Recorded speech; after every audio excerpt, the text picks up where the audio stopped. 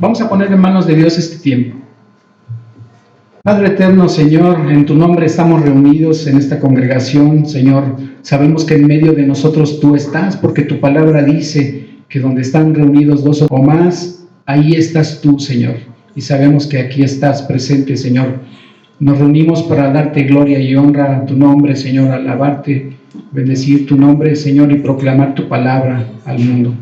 Señor, en este momento queremos poner en tus manos preciosas este tiempo, y para ello te rogamos, Señor, que tú apartes de todos y cada uno de los que estamos aquí presentes todo pecado que esté estorbando nuestra comunión contigo, Señor, para que tu palabra llegue limpia a nuestros oídos y quede sembrada en nuestros corazones. Señor, sabemos que este tema es un tanto difícil, pero Señor, gracias a ti, gracias Padre, con humildad recibimos tu palabra, y gracias porque tú nos permites tener entendimiento de ella, Señor, para así transmitirla. Te agradecemos, Padre Santo, y en el nombre de tu divino Hijo Jesucristo, que ha sido constituido nuestro Salvador eterno, te damos gracias y en tus manos lo ponemos, Señor. Amén. Amén. Sentados, por favor. Cuando predicamos el Evangelio, muchas veces vienen una serie de preguntas que nos hacen, más que por saber o querer preguntar, a algunas personas lo hacen pues para tener un pretexto para no escucharlo. Entonces se empiezan a hacer una serie de preguntas. Una de ellas sería esta: ¿quién es el diablo? ¿Qué sabemos acerca de su origen? Mucha gente sabe que existe, pero no sabe cuál es el origen. ¿Cuándo apareció? ¿Por qué apareció el diablo? ¿Desde su origen fue malo? No sabemos. Ahorita vamos a ver. ¿Por qué está él en contra de Dios y del hombre? O sea, de la humanidad. O sea, ¿qué lo orilló a que se hiciera enemigo de Dios y de nosotros? ¿Cuál es su misión? ¿Tendrá una misión él en el mundo? Sí, eso es algunas de las principales cosas que sabemos a qué se dedica. ¿Por qué permite Dios que Satanás siga existiendo? ¿Alguna vez se han preguntado eso? Si a Dios no le agrada la maldad, ¿por qué no acaba con ella y con el diablo? Es una pregunta que nos hacen mucho, y como cristianos debemos de tener respuesta para dar respuesta a la persona que nos haga esa pregunta. ¿Dios no quiere o no puede hacerlo? Sería complemento de la pregunta anterior, porque nos han dicho, ¿no? Oye, si Dios es todopoderoso, bien podría hacerlo ya, ¿no? Decir con su palabra, decir que deje de existir el diablo y podría hacer, ¿verdad? Pero ¿por qué no lo hace? Y si no puede o no quiere, entonces ¿tenemos perdida la batalla contra el diablo? ¿Los poderes del diablo son tan grandes como para poder vencer a Dios? ¿Cuál será el final? Ese dibujo, esa pintura, muchas veces la vemos en algunos lados, y hay personas que verdaderamente creen que el diablo puede estar de tú a tú contra Dios. Inclusive en esa imagen, no sé si se alcanza a ver bien, pero lo pintan todo musculoso, ¿verdad? Y al Señor pues se ve un hombre delgado ahí, como que sí lo pudiera vencer, ¿verdad? Yo he escuchado a personas que inclusive hay un símbolo chino que le dicen el yin y el yang. Es un círculo, está dividido a la mitad en forma de S, la mitad está pintada de negro y la mitad de blanco, y dicen que así como hay bondad, hay maldad, y que son dos fuerzas que están en equilibrio, al mismo nivel. Vamos a ver si eso es cierto o no. En la Escritura, Satanás tiene aproximadamente, por lo menos yo he escuchado 20 nombres. Entonces, en las Escrituras, ¿cómo se conoce a Satanás? Dice Zacarías 3:1, que él es el acusador. Esa es una de las cosas que hace el diablo, acusarnos. Cada vez que nosotros cometemos un pecado, el diablo va delante de Dios y mira a tu hijo, mira a uno de tus hijos lo que acaba de hacer, mira, ¿sí? Y entonces esa es una de las cosas que hace el diablo, acusarnos. Después en Mateo 4 se dice que el diablo es el tentador. Es un pasaje que habla acerca de cada vez que el diablo ponía una tentación al Señor, el Señor lo que hacía era contestarle con la Escritura. Siempre le decía, escrito está, ¿sí? Entonces, por ejemplo, la primera tentación que le puso el diablo al Señor Jesucristo es: si verdaderamente eres hijo de Dios. Ya habían pasado 40 días y 40 noches, sabía que el Señor tenía hambre, dice, si eres hijo de Dios, haz que estas piedras se conviertan en pan. Entonces el Señor le contesta, escrito está que no solamente de pan vivirá el hombre, sino de toda palabra que sale de la boca de Dios. Y cuando el Señor está diciendo esto, quiere decir que Dios está hablando continuamente. La Escritura, dice la palabra, que es la palabra viva y eficaz, es algo vivo. Cada vez que nosotros entramos a estudiar la palabra, algo nos dice Dios, y por eso es una palabra viva. Y a eso se refería cuando contestó el Señor, que es de toda palabra que está saliendo, no dice que salió, que está saliendo, que está pronunciando, que está hablando el Señor. Y así cada una de las 4 tentaciones que le puso el diablo al Señor, el Señor siempre contestó con las Escrituras. En 2 de Corintios capítulo 4, versículo 3 y 4, dice que es el Dios de este siglo.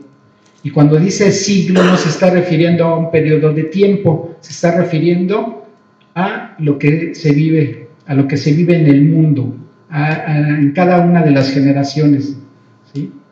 Entonces, ¿quién es por eso es el texto que nos dice que el diablo es el que gobierna este mundo? ¿Por qué? Porque siempre pone cosas que nos distraen la atención para alejarnos de Dios o de su palabra, ¿sí? Hay cosas, a veces nos llegan a preguntar, oye, ¿es malo entonces, por ejemplo, que yo vea el fútbol, que practique algún deporte? Porque supuestamente eso me aleja de Dios. ¿Tenemos la libertad para hacerlo? Sí, siempre y cuando no se convierta en algo más importante que Dios en tu vida, ¿sí? Tenemos esa libertad de hacerlo, ¿sí? Obviamente habrá cosas, habrá distracciones que no sean del agrado de Dios para que estemos ahí, ¿sí? ¿Podemos tener algún festejo? Sí. ¿Habrá necesidad de tener alcohol en ese festejo? No lo necesitamos. Podemos pasar un momento alegre sin recurrir al alcohol, ¿sí? Juan 8.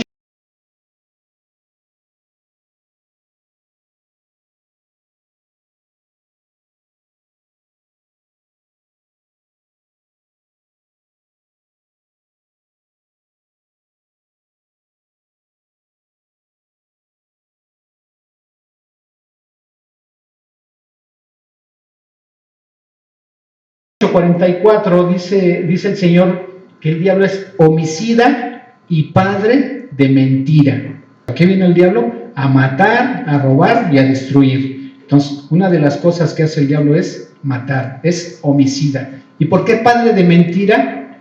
Porque antes de la humanidad la mentira no existía. Entonces, Él es el que generó la mentira. Por eso dice el Señor, es padre de mentira, ¿sí?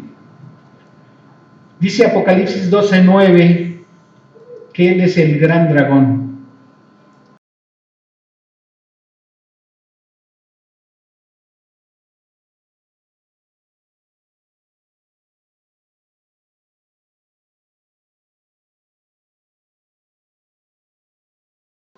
En Mateo 12:24 que Él es Belcebú, el príncipe de los demonios. Y entonces, ¿quién es el que gobierna a los demonios? Es el diablo. ¿Qué más? Mateo 13:38 y 39 es el enemigo, es el malo.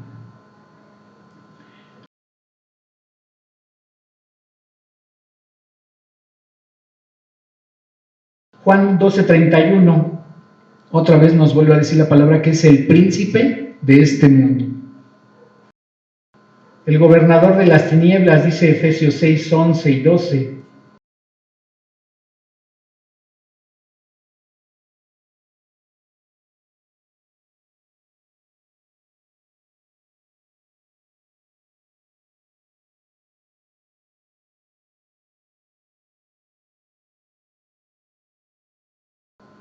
¿Sí? El tentador, dice primera de Tesalonicenses 3:5. ¿Por qué el tentador?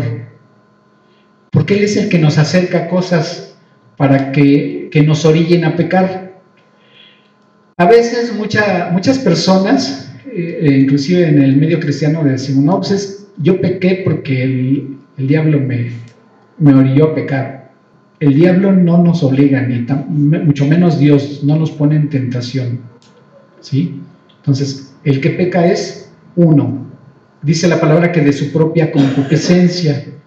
Podemos tener tentaciones a lo largo de nuestra vida y el hecho de caer, esa es decisión propia, es decisión nuestra. ¿Por qué? Porque dice la palabra que el Señor sabe librarnos y puede librarnos de caer en la tentación. ¿Es malo tener tentaciones? Pues las tentaciones ahí están, lo malo es caer, ¿sí? Ese es, en el momento en que tienes una tentación, tú puedes ponerlo en manos de Dios para que no caigas, ¿sí? O sea, y el Señor te libra. Apocalipsis 12:10, Él es el acusador de los hermanos, es lo que veíamos hace rato también.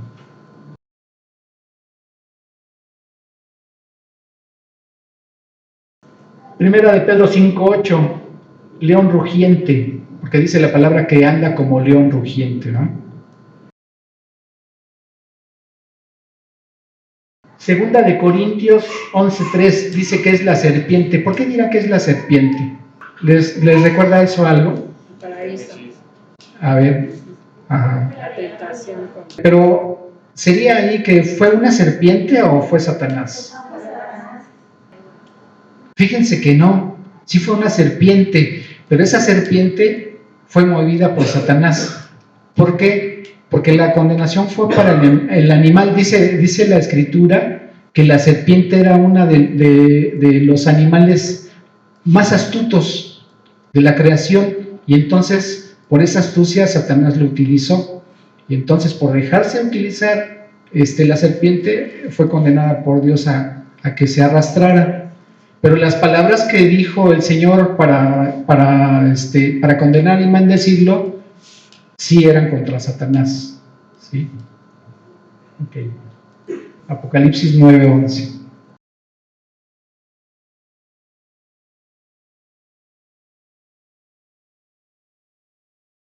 Dice que es el ángel del abismo, Abadón y Apolión.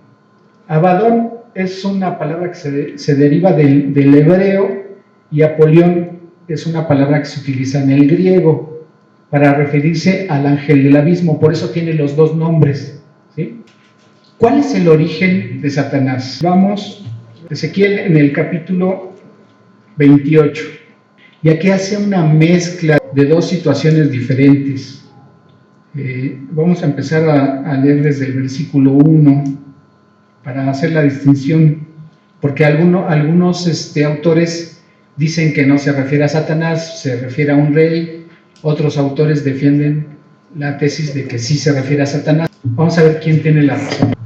Vino a mí palabra de Jehová diciendo, hijo de hombre, aquí le está diciendo al profeta Ezequiel Dios, di al príncipe de Tiro, así ha dicho Jehová el Señor, por cuanto se enalteció tu corazón y dijiste, yo soy un Dios, y aquí está hablando con minúsculas, en el trono de Dios estoy sentado en medio de los mares, siendo tú hombre y no Dios, y has puesto tu corazón como corazón de Dios. He aquí que tú eres más sabio que Daniel, no hay secreto que te sea oculto. Con tu sabiduría y con tu prudencia has acumulado riquezas y has adquirido oro y plata en tus tesoros.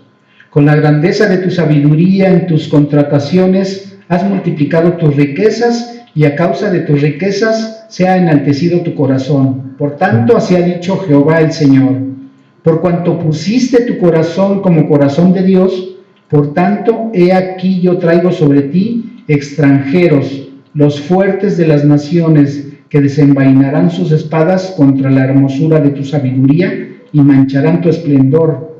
Al sepulcro te harán descender y morirás con la muerte de los que mueren en medio de los mares. Hablarás delante del que te mate diciendo, yo soy Dios. Tú, hombre, eres y no Dios en la mano de tu matador. De muerte de incircuncisos morirás por mano de extranjeros, porque yo he hablado, dice Jehová el Señor. ¿Y a qué se está refiriendo aquí? Fíjense que cuando está hablando de un príncipe, Tiro era una ciudad, ese pueblo era enemigo del pueblo de Israel. Si van, por ejemplo, al capítulo 27, desde el versículo 1, vino a mí palabra de Jehová diciendo, otra vez le dice Dios al profeta Ezequiel, tú, hijo de hombre, levanta endecha sobre Tiro, dirás a Tiro que está asentada a las orillas del mar, la que trafica con los pueblos de muchas costas. Así ha dicho Jehová el Señor, Tiro, tú has dicho, yo soy de perfecta hermosura. ¿Sí? ¿Qué es lo que hace Tiro? Está menospreciando al pueblo de Israel y después le dice que Israel va a desaparecer, que el pueblo de Israel va a desaparecer y que la que va a prevalecer es Tiro. Entonces aquí en el capítulo 28, tanto está haciendo una condenación del príncipe, del gobernante de Tiro, como de la misma ciudad. Si ustedes se meten al internet y buscan la ciudad de Tiro, es un lugar que se halla más o menos unos 70 kilómetros al sur del Líbano sí, y es una ciudad que en ese entonces quedó desolada porque Dios la condenó a destrucción. Pero fíjense en el versículo 11 del capítulo 28, vino a mí palabra de Jehová diciendo, hijo de hombre, levanta endechas sobre el rey de Tiro. Entonces, en la primera parte hablaba de un príncipe y ahí se estaba refiriendo al gobernante de Tiro. ¿Cuál es la condenación que le está diciendo? Que se había enaltecido, se había llenado de orgullo, se había llenado de soberbia. Entonces, Dios acaba con la ciudad de Tiro y acaba con el gobernante de Tiro. Pero aquí cuando está diciendo que hable al rey de Tiro, aquí se está refiriendo a alguien más, alguien que estaba gobernando el corazón tanto del pueblo como del gobernante de Tiro. Y fíjense cómo dice el versículo 12, hijo de hombre, levanta endecha sobre el rey de Tiro y dile, así ha dicho Jehová el Señor, tú eras el sello de la perfección, lleno de sabiduría y acabado de hermosura. En Edén, en el huerto de Dios estuviste, de toda piedra preciosa era tu vestidura, de cornerina, topacio, jaspe, crisólito, berilo y ónice, de zafiro, carbunclo, esmeralda y oro. Los primores de tus tamboriles y flautas estuvieron preparados para ti en el día de tu creación. Y fíjense que cuando está hablando de esas piedras preciosas, en el libro de Éxodo, se dice que el pectoral que usaba el sumo sacerdote tenía esas piedras preciosas. Entonces está hablando de que era alguien que tenía un cargo importante, ¿sí? Dice el versículo 14, tú querubín grande, protector, yo te puse en el santo monte de Dios, ahí estuviste en medio de las piedras de fuego, te paseabas. Entonces, aquí no se está refiriendo a ningún rey de Tiro, se está refiriendo a un querubín que dice la palabra que era lleno de sabiduría, dice en el versículo 12, así ha dicho Jehová el Señor, tú eras el sello de la perfección, lleno de sabiduría y acabado de hermosura. O sea, era un ser, un querubín, que era el más bello, obviamente, después del Señor. Era el más bello, era el más sabio y era el más poderoso. Era el que estaba más cerca de Dios. ¿Sí? ¿Y qué pasó? ¿Ya era malo? No. ¿Por qué? Porque cada vez que Dios creaba algo, lo veía y que decía que era bueno en gran manera. Jamás Dios creó a algo con una maldad, ¿sí? Cuando creó al hombre, igual lo hizo con inocencia. Nadie puede decir, Dios me hizo malo. Nosotros como pecadores, como trayendo ya la naturaleza pecaminosa, nosotros somos los que elegimos un camino. ¿Por qué? Porque Dios nos dio libre albedrío y tenemos la decisión de hacer lo bueno o hacer lo malo. Las consecuencias son de nosotros, para nosotros, ¿sí? Entonces dice el versículo 15, perfecto eras en todos tus caminos desde el día que fuiste creado. Entonces, era un querubín que estaba al servicio de Dios y que Dios jamás le puso la maldad en él. Dice, hasta que se halló en ti maldad.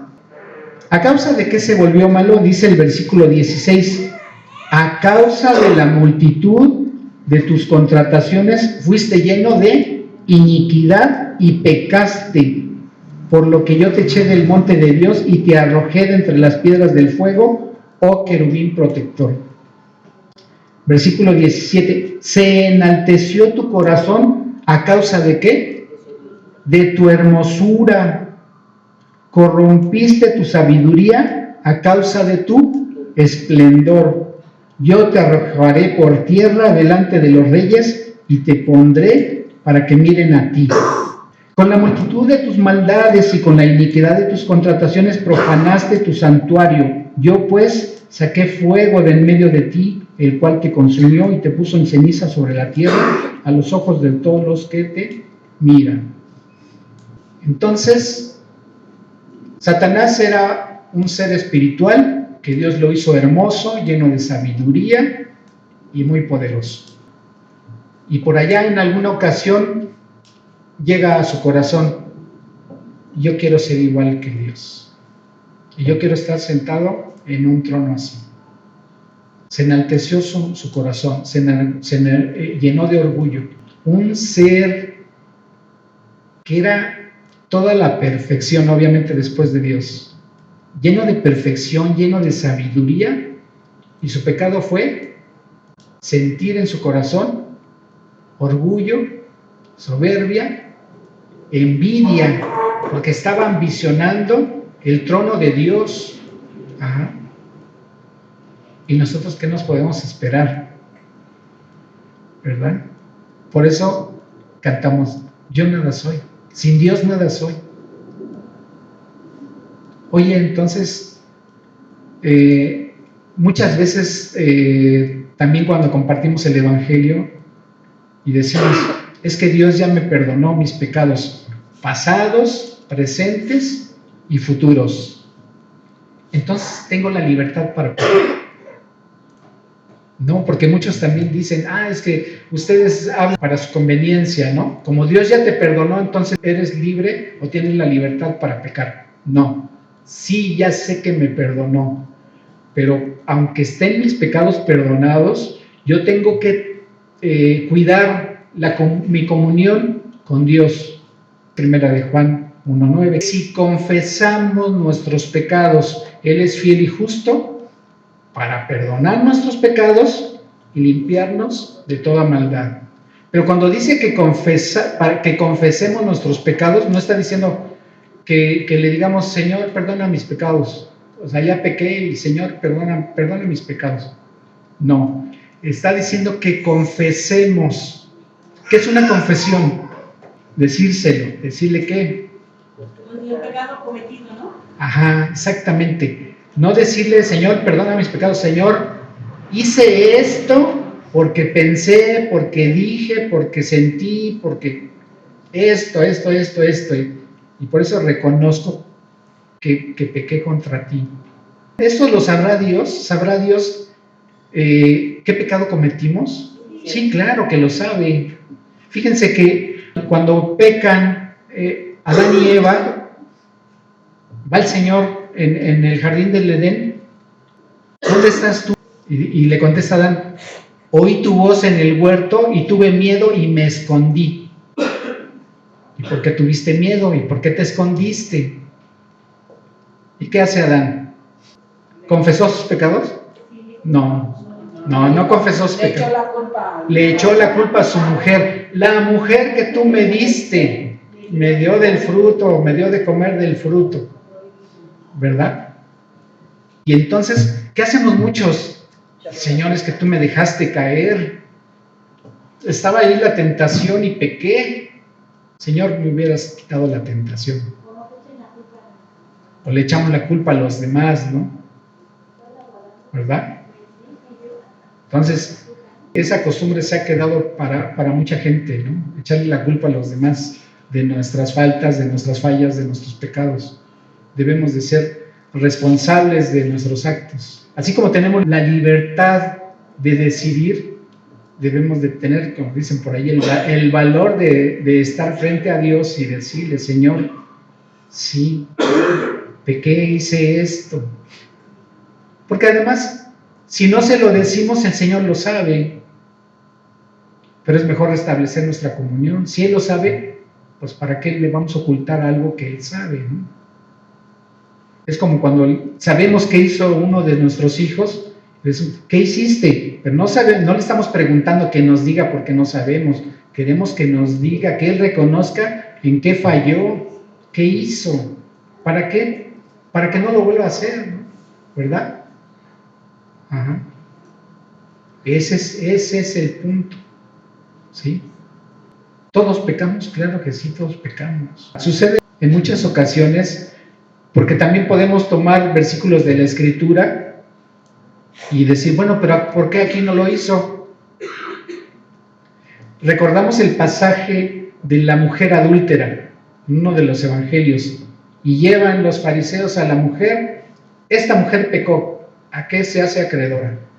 La ley de Moisés decía que la tenían que apedrear hasta que muriera. ¿El Señor qué les dijo? El que esté libre de culpa, que arroje la primera piedra. ¿Y qué hicieron? Todos se fueron. El Señor esperaba que ella le dijera: sí, me metí con el vecino y Señor, pequé. ¿Le dijo eso? ¿Le preguntó eso? ¿Por qué? Porque el Señor sabía. Su corazón ya estaba arrepentido, el Señor la vio. Porque podemos decir, bueno, también, oye, ¿y por qué no confesó ahí sus pecados? ¿Por qué no le dijo al Señor? El Señor está viendo. O eso no es necesario. Estás delante de Dios, díselo.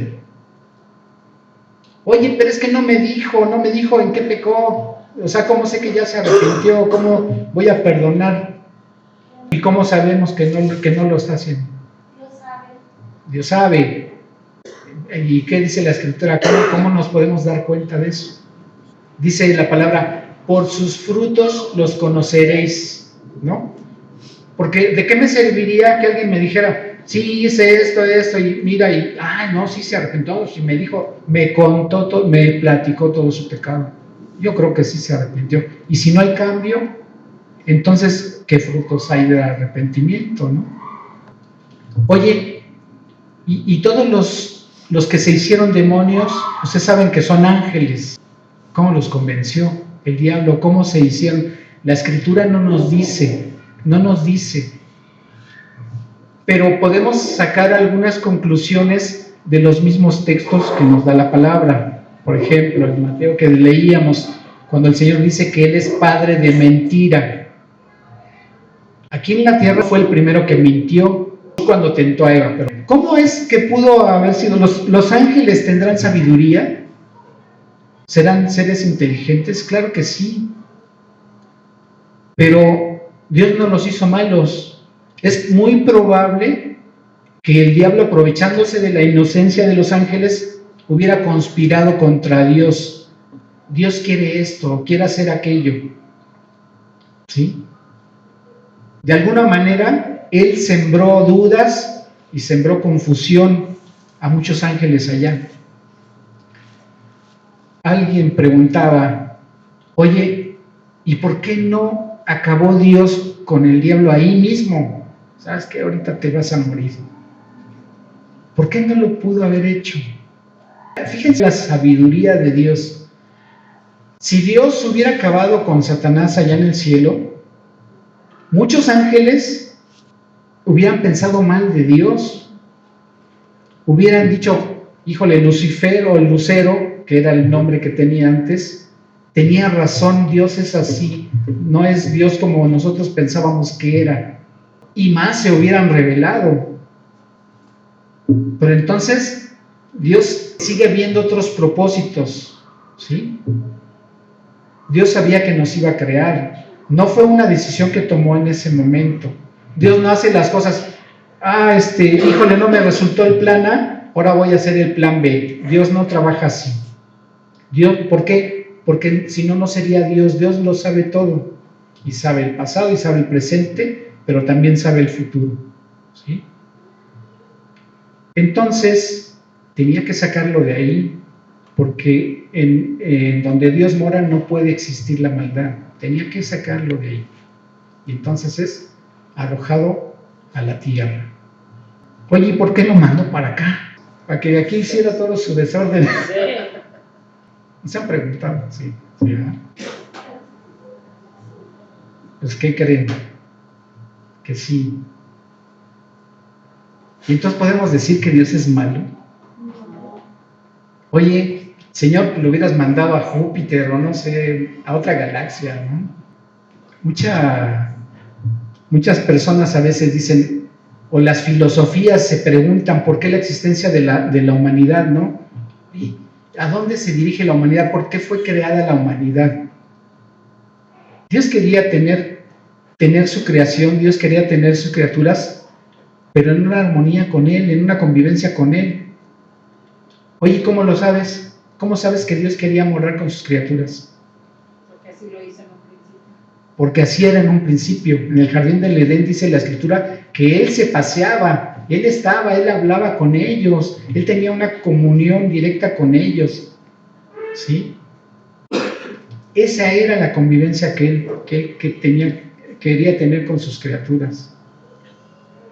Pero, ¿qué hubiera pasado? ¿Qué pasaría si Dios hiciera a su creación de una forma programada? De no, los voy a hacer más perfectos, ellos no van a pecar y nada más me van a amar a mí. Y todo el mundo me va a amar a mí. ¿Seríamos como robots? Seríamos como robots. No tendríamos una decisión y sabríamos que estaríamos obligados a amarlo. Él sería como un dictador. Alguien que se ve obligado a amar a su jefe, a su dictador, porque si no es sujeto de pena de muerte. ¿Sí? Entonces ya no sería por amor, sería por obligación o por temor. Y eso es lo que Dios no quiere, que uno le ame ni por obligación ni por temor, porque Dios no obliga a nadie. Mucha gente dice que Dios es un caballero, ¿sí? Entonces, ¿por qué lo manda por acá? Y ahí Dios tiene un doble propósito. Primera, que los demás ángeles se dieran cuenta por los mismos frutos, por las mismas acciones de Satanás aquí en el mundo, quién verdaderamente era Él. Sin forzar las cosas, sin obligar a nadie, vean, eso es lo que está haciendo Él allá. Y eso es lo que Él quería hacer aquí. ¿Sí? Oye, pero ¿por qué a nosotros que somos más indefensos y que somos de menos sabiduría, no lo dejó aquí?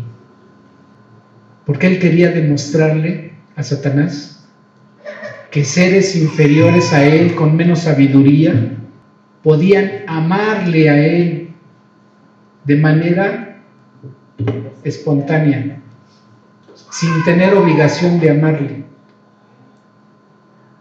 Y verdaderamente así es. Ya me dio la salvación. ¿Y por qué sigo pecando? Porque Dios permitió que siguiera en nosotros la antigua naturaleza pecadora, ¿sí? Oye, vamos a pensar, nosotros jamás vamos a tener el entendimiento que tiene Dios, pero vamos a tratar de entender. Oye, Dios me buscó, me acercó el Evangelio, me dio su misericordia porque creí en su palabra, me dio entendimiento de su palabra, su Espíritu Santo me convenció de pecado, de justicia y de juicio, me dio entendimiento de la Escritura, me dio entendimiento de a qué vino el Señor Jesucristo hace 2000 años, ¿Qué es lo que vino a hacer por mí? Y de todos los que están aquí. Y en otros lados a donde lo tienen como Señor y Salvador. Y me da la salvación. ¿Y por qué no sería mejor que me hubiera quitado esa naturaleza pecaminosa? Y ya no peco yo. Ahora voy a amar al 100% a Dios. ¿Por qué me deja la naturaleza pecadora? ¿Está fallando su plan? Pero entonces, ¿por qué me la dejó? Les voy a hacer una pregunta que quizá alguna vez se han hecho. No levante nadie la mano, los dejo pensando. ¿Alguna vez, o sea, ya recibiste el Evangelio? ¿Ya creíste? ¿Has estudiado la palabra? ¿Alguna vez ha pasado por tu mente, por algún pecado que cometiste, que tal vez no fueras cristiano? Sí ha pasado por nuestra mente. Bueno, si me hubiera quitado la naturaleza pecaminosa, yo ya no caería en pecado. La tengo, caigo en pecado. En ese momento, mis dos naturalezas, la nueva naturaleza que Dios me ha dado, está confrontándose con la vieja. Y entonces me estoy dando cuenta, qué sucio. ¿Cómo es posible que yo haya hecho eso? Entonces, es algo que Dios nos está dejando para darnos cuenta de dónde nos sacó. Y entonces, eso nos mueve a amar a Dios. ¿Por qué?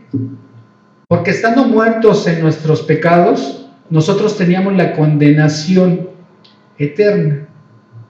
Mientras no hiciéramos decisión, si hubiésemos llegado a morir en nuestros pecados, nosotros nos iríamos derechito al infierno, ¿sí?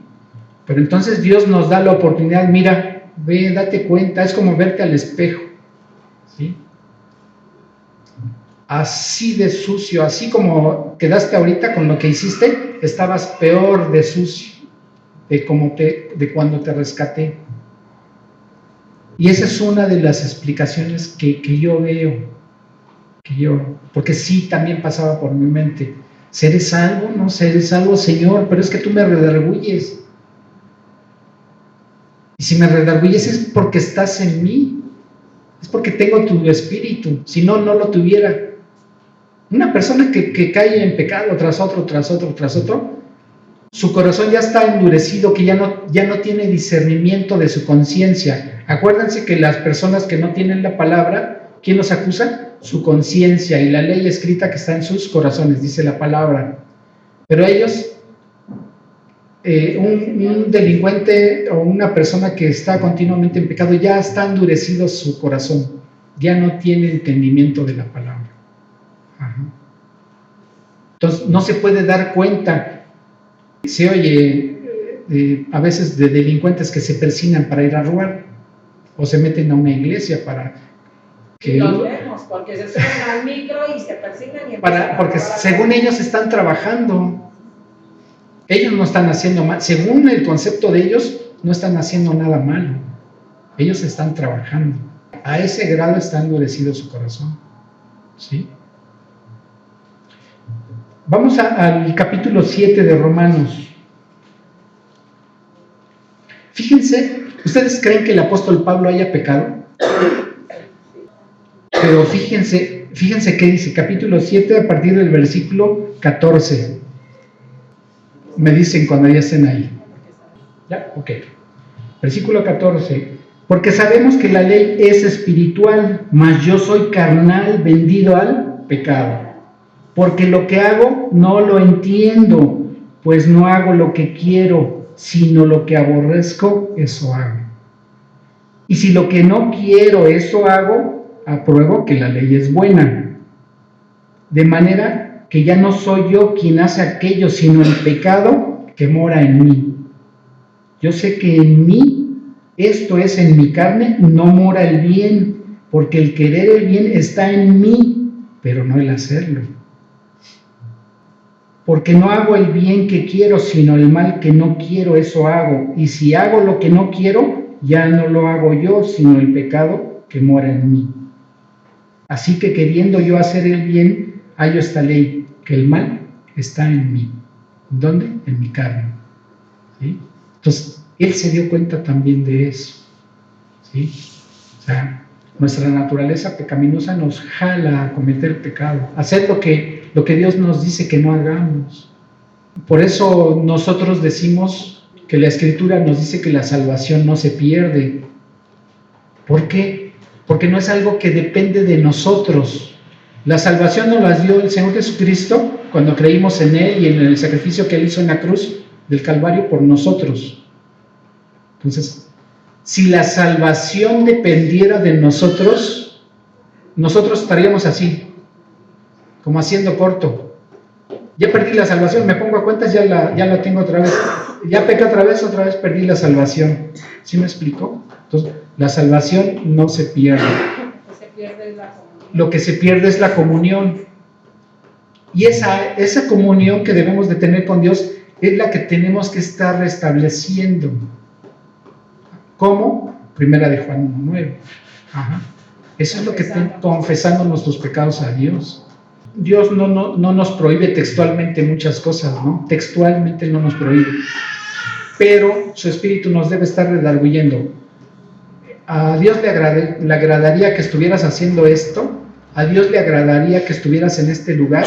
A Dios le agradaría que estuvieras diciendo esto. A Dios le agradaría que estuvieras viendo aquello. Y entonces Dios te va a redarguir a ti. ¿Cuál es para nosotros como cristianos, cuál es nuestro foquito rojo? Que nos esté avisando. El Espíritu Santo te va a estar redarguyendo. Y entonces, ¿qué pasa con una persona que dice, yo ya soy salvo y peco? Se me quita el Espíritu Santo. No, el Espíritu Santo jamás se va de alguien que ya lo recibió, jamás. Se contrita pero habría que distinguir, porque pudiera ser que esa persona esté engañada y realmente no sea salva. Ese es el peligro para alguien que peca constantemente. Una, que apague el Espíritu Santo. La pregunta sería, oye, desde que hiciste decisión, desde que reconociste al Señor Jesucristo, acuérdate, empezaste a pecar, ¿te sentías redarguido? No, pues no. Pues entonces duda de que seas salvo. Oye, ¿te sentiste redarguido? Sí. Y te ponías a cuentas, pues yo decía que luego fue apagando el Espíritu Santo. Pero esa persona que está mucho en la carne y que peca mucho, sí debería de meditar si verdaderamente es salvo. Una de las cosas que utiliza el diablo para engañarnos a nosotros como cristianos o hacernos sentir mal es, ya ves, no que eres hijo de Dios, mira, estás pecando. Y entonces te empieza a hacer dudar de que eres salvo. Pero si tú en ese momento eres redarguido y te pones a cuentas, Dios es fiel y justo para perdonar tus pecados y limpiarte de toda maldad. ¿Sí? Entonces, ¿qué es lo que nos mantiene fuertes contra la tentación, contra el pecado? El estar en comunión con Dios y saber la palabra de Dios. Entre más sepas de la palabra de Dios, Dios va a traer a tu mente bastantes pasajes, bastantes versículos, ¿salud? Para que no peques. Para mantenerte fuego. Oye, pero ya jamás vas a pecar. Por eso, los ojos de las personas no deben estar puestas en un pastor, o en un anciano, o en un diácono, en una persona. Los ojos de los creyentes deben estar en Dios. ¿Por qué? Porque nosotros somos personas, y nosotros no podemos decir, yo sí conozco mucho de la palabra y voy a estar firme siempre, porque no, dice la palabra, que el que piensa estar firme, mire que no caiga, ¿sí? O sea, yo no me puedo llenar de soberbia y decir, a mí no me va a pasar. Porque entonces Dios puede permitir una prueba muy grande en mi vida, que me haga caer, ¿sí? Que me diga, te llenaste de orgullo, te llenaste de soberbia, y ahí te va la prueba, y vas a pecar. a ver si vas a resistir una prueba así. Pero ya desde ahí está uno pecando, ¿no? Por el orgullo, o sea, Sí. Sí, o sea, Por eso yo canto y le digo al Señor, Señor, sin ti nada soy. Sí. Ojo, no hay que irse a los extremos. O sea, no por decir, es que soy humano y tengo la naturaleza pecadora y entonces me justifico, ¿no? No puede uno hacer eso, ¿no? Tampoco, porque entonces estás tratando de burlar a Dios. Por eso vamos a tener mensajes que hablen de disciplina, que hablen de exhortación, que hablen de ánimo, ¿sí? Porque por eso nos reunimos en una congregación, para ayudarnos y apoyarnos unos a otros, ¿sí? Apoyarnos en oración. Oye, yo veo como que te estás enfriando, mira, ven, te invito, no dejes de congregarte, no dejes de estudiar la palabra, no dejes de alabar a Dios, porque eso te mantiene fuerte, ¿sí? Te mantiene cerca, se enfrían, se apagan, ¿sí? Y es lo que Dios no quiere que nos pase, ¿no? Entonces, decíamos que nosotros queremos una iglesia fuerte, no por el pastor, no por el anciano, sino porque estén tomadas cada uno de ustedes, de todos, del Señor, de su palabra, ¿sí? Puestos los ojos en Él, en el autor y consumador de la fe, ¿sí? Okay. Oye, entonces, ¿qué con el diablo? ¿A atacar nada más a los inconversos o también a nosotros? ¿Y por qué no nos protege el Señor de él? Nos protege, nos da. Digo, es un pensamiento que alguien puede tener, ¿no? Nos Yo da creo que con ella qué proteger. confía en lo que son sus hijos, ¿no? ¿Mandé? Dios ya confía en lo que ya son sus hijos. ¿Un creyente puede ser engañado por el diablo? Nos conoce. Sabe, mira, a ti te gusta mucho el fútbol, vete a ver el América, ¿para qué vas a escuchar a ese pastor? ¿No? Entonces, campeonato, vete a escuchar, vete a ver el partido, vete a ver, no sé, lo que te entretenga, ¿no? Otro día te puedes poner al corriente, a lo mejor repiten el mensaje, si está grabado, pues lo compras o lo pides o no sé, lo copias o lo ves. Sí, no, es un engaño. Es un engaño para la gente que no conoce a Dios, que no conoce la Escritura. Las personas que ya no están en este mundo no pueden salir de donde están. Si están en un lugar de tormento, menos, no pueden salir de ahí. Si están en la presencia de Dios, ellos no pueden venir a este mundo. ¿Por qué? Porque tenemos quien nos dé testimonio de lo que hay allá. No podemos confiar. ¿Por qué? Porque tanto los demonios como Satanás son engañadores. Entonces, oye, pero es que yo escuché su voz y hablaba igualito. Pues sí, también pueden hacer la voz de alguien. Dios sabía que ibas a ser creyente si no lo eras entonces. Dios lo sabía. Dios lo sabía. Dios nos guarda. Yo creo que muchos podemos platicar vivencias en que Dios nos guardó. Yo venía de Acapulco a medianoche, venía manejando. Todavía no existía la carretera del Sol. Entonces hay un tramo en la ciudad de Iguala que es recta y de doble sentido. Y no me di cuenta y me quedé dormido.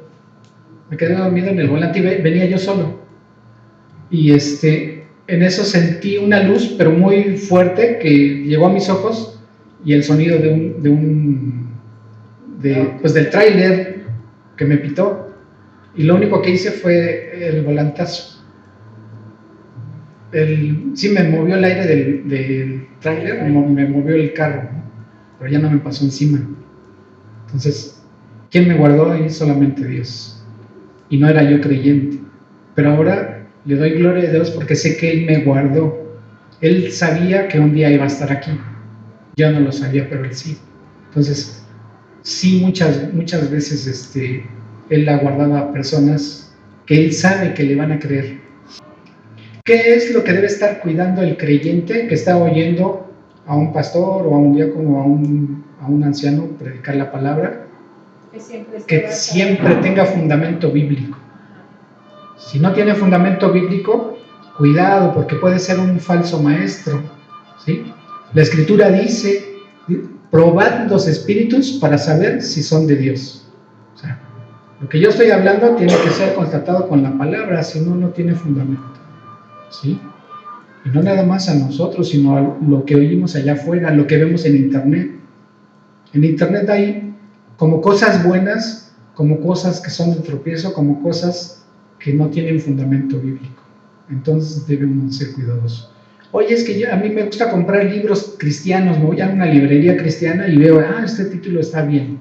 Consejo: no leas libros, si apenas estás conociendo de la palabra, te sugiero que no leas a ningún autor. Conoce primero la palabra. Cuando ya conozcas y tengas un discernimiento en la palabra, entonces puedes ver. Consejo: ¿qué he hecho yo cuando voy a una librería cristiana? Primero veo el título, veo el autor, si ya lo conozco, y luego me voy al índice. ¿Por qué? Porque en el índice voy a ver qué tema está tocando. Oye, pero es que este libro está muy bueno, mira, tiene los versículos ahí, lo cita. Pues sí, pero muchos versículos pueden estar sacados de contexto y te van a decir otra cosa, lo que el autor te esté queriendo decir. Pero si no lo conoces, no te metas en cosas que te pueden llevar a otros rumbos. Nos hemos dado cuenta de verdad de libros que circulan luego en medios cristianos y resulta que dicen unas barbaridades, ¿verdad? O aún, por ejemplo, la palabra dice a la mujer: está sujeta a tu marido en todo. ¿En todo hasta dónde? ¿Hasta qué punto? ¿Hasta qué punto debe estar sujeta la mujer a su marido? ¿En todo? Sí, en todo lo que no se oponga a la palabra, en todo lo que no se oponga a Dios. Entonces, debemos de tener un discernimiento. ¿Y cómo lo vamos a tener? Por la palabra. Teniendo primero el conocimiento. Ajá. Oye, pero es que un libro se me hace más fácil porque viene comentado y ya trae un tema y me dice el versículo y ahí comenta o desarrolla el tema. Sí, pero es preferible que te vayas directamente a la fuente, que es la Escritura, ¿sí? Cuando ya tengas un crecimiento en la palabra y digas, ya sé y puedo entender que está bien o que está mal, y puedo discernir, aunque no conozca el autor, pero yo ojeo el libro y digo, no, pues sí, o sea, ya vi el índice, pues abro alguna página que me diga algún tema y empiezo a leer algo, ¿no? No me van a obligar por comprar el libro si lo ojeo un poquito, ¿no? Y hasta entonces, bueno, ya discierno si es válido comprar ese libro de ese autor. Porque también nos hemos encontrado libros que quizá algunos temas están bien fundamentados y hay otros que se desvían, hablan otras cosas que no son, ¿sí? Entonces, mejor fundamentate primero en la palabra y ya luego consultas otro tipo de literatura. Películas. Oye, es que ya me dijeron que esa película es de un autor cristiano y por ahí alguien me decía hay una película que se llama La Cabaña. Es un libro y luego Es un libro, primero salió el libro y supuestamente tenía un mensaje, ¿no? Un mensaje del perdón. Y resulta que ahí dicen que Dios es una mujer. Entonces es una blasfemia eso. O sea, ¿cómo voy a aceptar algo que me está diciendo la palabra que no es así? Discierne, aunque te citen textos bíblicos. ¿Por qué? Porque el diablo conoce la Escritura. Vamos a Mateo 4, desde el versículo 1. Jesús fue llevado por el Espíritu al desierto para ser tentado por el diablo, y después de haber ayunado 40 días y 40 noches tuvo hambre, y vino a él el tentador y le dijo: si eres hijo de Dios, di que estas piedras se conviertan en pan. Y él respondió y dijo: escrito está, no solo de pan vivirá el hombre, sino de toda palabra que sale de la boca de Dios. El texto de eso que le estaba citando el Señor está en Deuteronomio 8:3. O sea, el Señor estaba citando la Escritura. Entonces el diablo le llevó a la santa ciudad y le puso sobre el pináculo del templo y le dijo: si eres hijo de Dios, échate abajo. Y fíjense cómo le dice el diablo, escrito está. ¿Le estaba citando un texto de la Biblia? Sí. Y le dijo, ¿por qué? A sus ángeles mandará acerca de ti y en sus manos te sostendrán para que no tropieces con tu pie en piedra. La cita está en el Salmo 91, versículo 11 y 12. Y Jesús le dijo, escrito está también. O sea, le vuelve a contestar con la palabra, no tentarás al Señor tu Dios. A ver, un ejemplo sería, Dios me dice que Él es mi proveedor, pues entonces yo ya no voy a trabajar. Al fin yo ya estoy predicando la palabra. Pero dice que no trabaja. Que no coma, ¿no? Entonces, escrito está, sí, pero también escrito está. Hay que trabajar. Así es. Sí. Entonces, yo no voy a tentar al Señor diciéndole, Señor, tú me dijiste que me ibas a proveer. Y puedo citar otro texto. Dice que el que predica el Evangelio, que viva del Evangelio. ¿Lo dijo Dios? Sí. Y entonces yo sería un falso maestro si digo, Señor, tú me dijiste y tú me prometiste, ahora me cumples. ¿Qué estaría yo haciendo? Tentando a Dios. Y tentar a Dios es ponerlo a prueba a Él.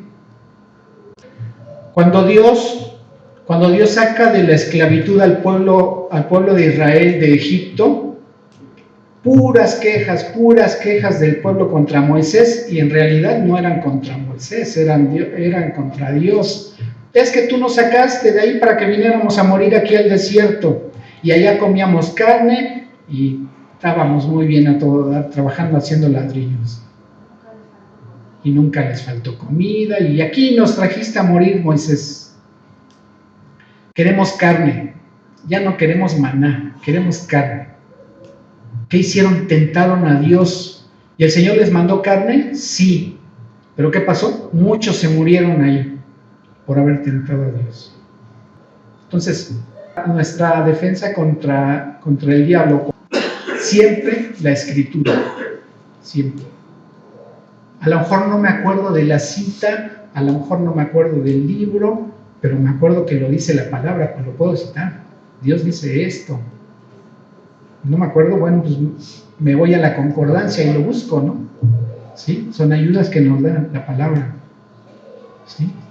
Pero siempre el fundamento debe estar ahí. Oye, ¿qué tan poderoso es el diablo? Vamos a Job.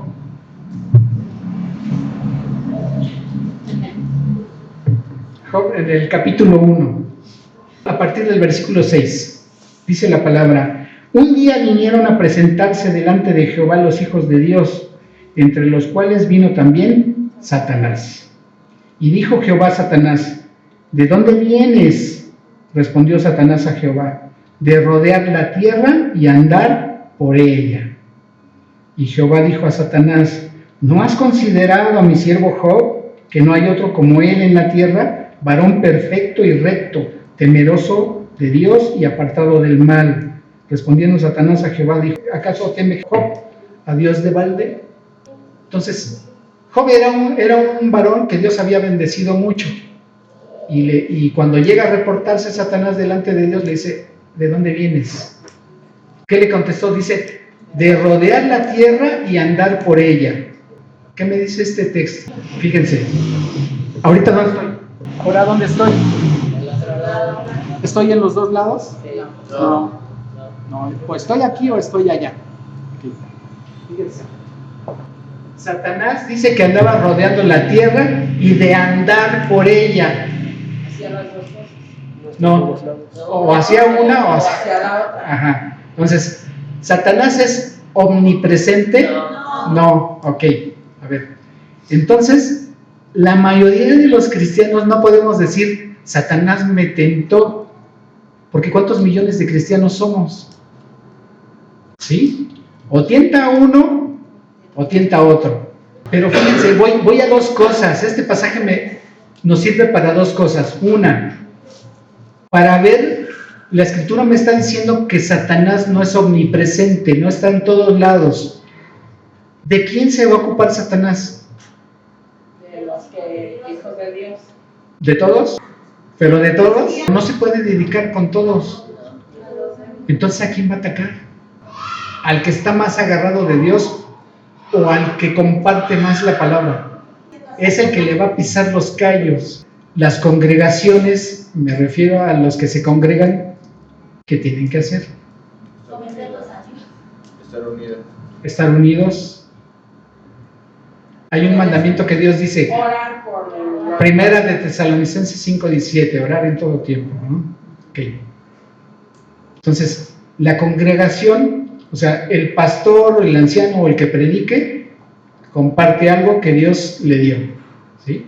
La congregación, ¿qué va a hacer? orar por ellos. Voy a proteger a mi pastor, voy a proteger a mi anciano, voy a proteger a mi predicador. ¿De qué manera? Señor, guárdalo de tentaciones y guárdalo del maligno. Es una fuerza que debemos de tener, un apoyo que debemos de tener entre todos. O sea, el pastor, el anciano, el predicador, el compromiso es dar el alimento a la grey. Y los creyentes lo van a apoyar a él en oración. Y entonces esa va a ser una iglesia fuerte, ¿sí? Porque el más sujeto a que pueda ser atacado por el diablo van a ser ellos, ¿sí? Entonces, los demás, el apoyo tiene que ser en oración, para que Dios los guarde, ¿sí? Ok. Sí, porque no se puede dedicar con todos el diablo. ¿A quién va a mandar? A sus achichincles, ¿no? Ok. Sí. Ahora, fíjense, Satanás ya había visto a Job. Ya. Y cuando le dice Dios al diablo, oye, ¿ya viste a mi siervo Job? Que no hay otro varón como él. ¿Qué le dice el diablo? Versículo 9 y 10. Respondiendo Satanás a Jehová dijo, ¿acaso teme Job a Dios de balde? ¿No le ha acercado alrededor a él y a su casa y a todo lo que tiene? Al trabajo de sus manos has dado bendición, por tanto sus bienes han aumentado sobre la tierra. Y luego Satanás tienta a Dios y le dice, pero extiende ahora tu mano y toca todo lo que tiene y verás, hoy no blasfema contra ti en tu misma presencia. O sea, Job te tiene temor porque tú lo bendices. Quítale lo que tiene, quítale lo que le has dado y vas a ver cómo reniega de ti. Es algo que como creyentes no debemos hacer. O sea, tenemos una pérdida de un ser querido, tenemos una pérdida material, no podemos renegar de Dios, porque entonces el diablo se está aprovechando, el diablo o demonios se están aprovechando para hacernos caer y alejarnos de Dios, ¿sí? ¿Qué es lo que buscan ellos? O sea, si apartan a un creyente de Dios, ¿qué va a hacer ese creyente? Se va a apagar, se va a desanimar. Tú como creyente vas y compartes el evangelio y una persona se convierte, ¿qué va a hacer esa persona? Se va a apartar del pecado. No es que deje de pecar, se va a apartar, ya no lo va a hacer, ya no lo va a practicar, ya no lo va a agarrar como deporte. Si cometía 100 pecados al día, a lo mejor ahora van a ser 50 o 20 o 10 o a lo mejor uno. Va a haber días a lo mejor que no peque. Se va a alejar del pecado.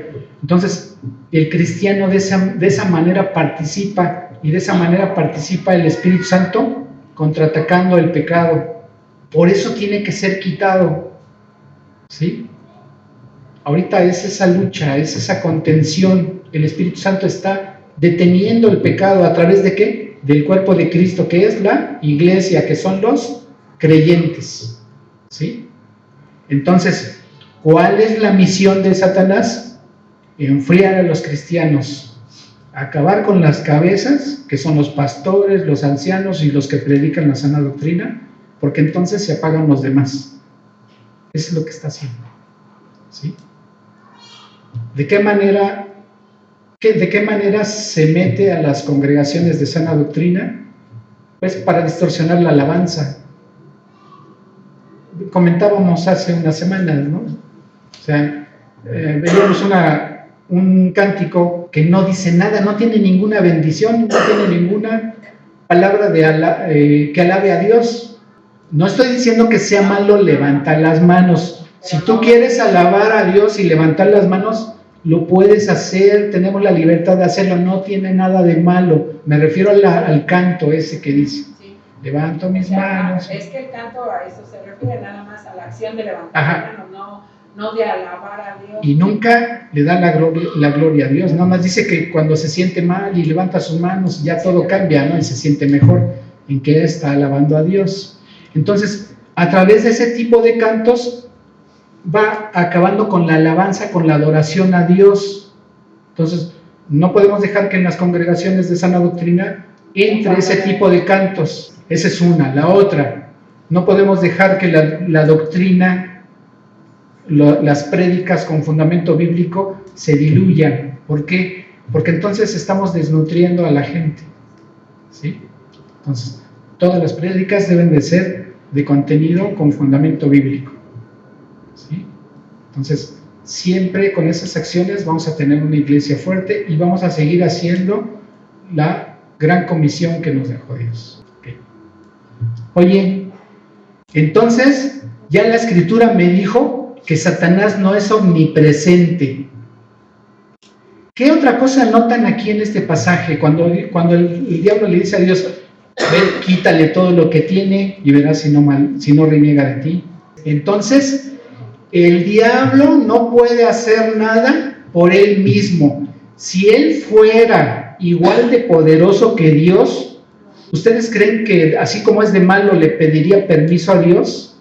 No. Así es. Entonces, el diablo no nos puede dañar si no tiene un consentimiento de parte de Dios. Pudiera ser que una iglesia de sana doctrina, de sana predicación, de sana alabanza pudiera ser atacada por el diablo. Sí. ¿Por qué? ¿Acaso no estamos haciendo lo que Dios dice? Pudiera ser una prueba para esa congregación. ¿Sí? Pudiera ser.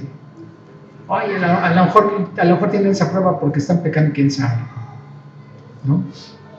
Pero entonces es cuando más nos debemos de abrazar de la palabra, más debemos de aprender, de estudiar y más debemos estar en comunión con Dios, ¿sí?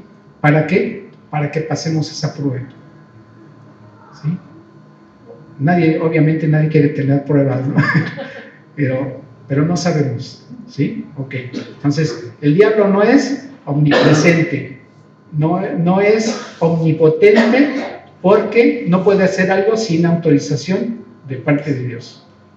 ¿Qué otra cosa de algo que compartimos ahorita, antes, nos dice que el diablo fue creado? ¿Quién lo creó? Dios. Estábamos leyendo allí en Ezequiel 28. Entonces el diablo no es ¿qué? No es eterno. ¿Por qué no es eterno? Porque tuvo un principio. Entonces fíjense, no es omnipresente, no es omnipotente, no es creador, es alguien creado. Entonces él es limitado, ¿sí? ¿Sí? No es omnisciente, porque también en el momento en que el diablo le está diciendo a Dios, mira, si tú le quitas lo que tiene Job, él va a renegar de ti. Él no sabía que No, exactamente. Job no iba a renegar de Dios. El diablo no sabía que Job no iba a renegar de Dios. Entonces no es omnisciente, él no lo sabe todo. No lo sabe. Entonces, pudiéramos decir, como se veía la imagen hace rato, que están así, al uno a uno. Así como está esa imagen. No. El diablo no le llega a Dios. En poder, ni en sabiduría, ni en nada. Jamás va a ser igual a Dios. Entonces, volviendo a la pregunta, nosotros podemos dar respuesta a quien nos pregunte, oye, es que el diablo, ¿por qué no puede Dios con él? Sí, sí puede. ¿Por qué? ¿O no quiere? Porque todavía no es el tiempo. Podemos citar y ahí podemos fundamentar lo que estamos diciendo a una persona que nos pregunte eso. No estamos sacando algo de aquí, ni de yo creo, yo pienso, ¿no? Yo siento. No, es algo que es bíblico. Ahí nos está dando Dios las respuestas a esas preguntas, ¿sí? Oye, ¿y entonces qué pasa? A ver, vamos a Isaías capítulo 14, desde el versículo 6. El que hería a los pueblos con furor, con llaga permanente, el que se enseñoreaba de las naciones con ira y las perseguía con crueldad. Toda la tierra está en reposo y en paz se cantaron alabanzas. Aún los cipreses se regocijaban a causa de ti y los cedros del Líbano, diciendo: desde que tú pereciste no ha subido cortador contra nosotros. El Sheol abajo se espantó de ti, despertó muertos que en tu venida saliesen a recibirte. Hizo levantar de sus sillas a todos los príncipes de la tierra, a todos los reyes de las naciones. Todos ellos darán voces y te dirán: ¿tú también te debilitaste como nosotros? ¿Llegaste a ser como nosotros? Descendió al Sheol tu soberbia y el sonido de tus arpas. Gusanos serán tu cama y gusanos te cubrirán. ¿Cómo caíste del cielo, oh lucero, hijo de la mañana? Cortado fuiste por tierra, tú que debilitabas a las naciones. Y aquí este versículo 12 es una interpretación del Apocalipsis.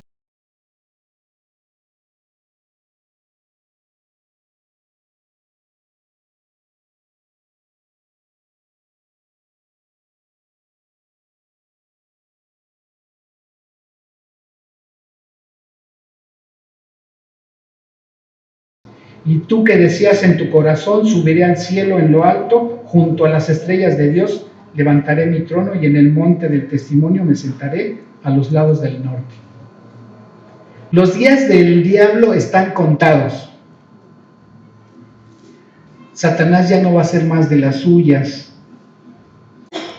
¿A dónde va a ser su destino final de Satanás?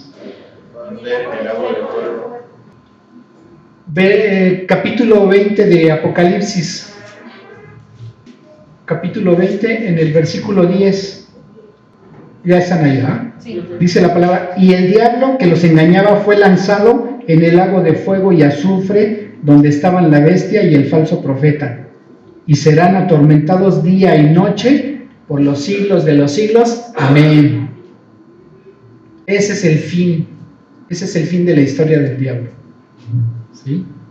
Entonces, podemos confiar en Dios, podemos confiar en que Dios es nuestro protector, nuestro proveedor, nuestro Dios misericordioso y quien nos guarda de todo mal. ¿Sí?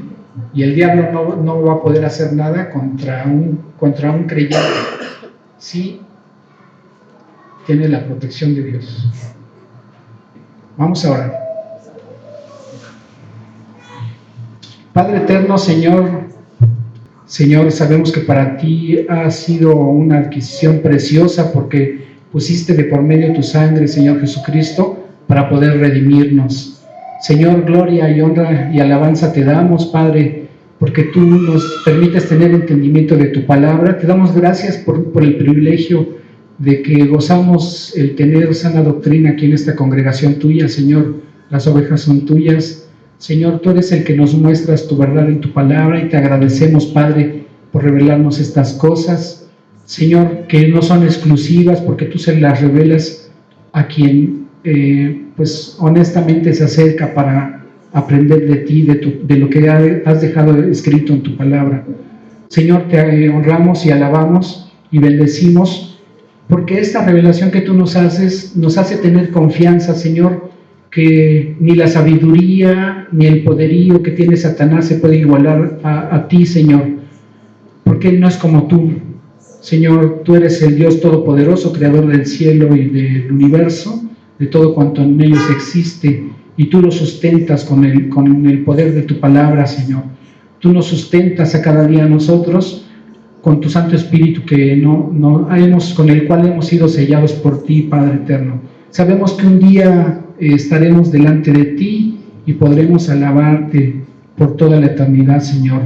No sabemos si pudiéramos tener el privilegio de estar en el momento en que sea el arrebato, pero si tú nos llamas a tu presencia antes, sabemos que vamos a gozar de la paz que sobrepasa todo entendimiento y, Señor, gozar de todas las promesas que hemos tenido en tu palabra escritas. Gracias, Señor, por tu palabra preciosa. En el nombre de Cristo Jesús, la honra, la gloria y la alabanza son tuyas por los siglos de los siglos. Amén.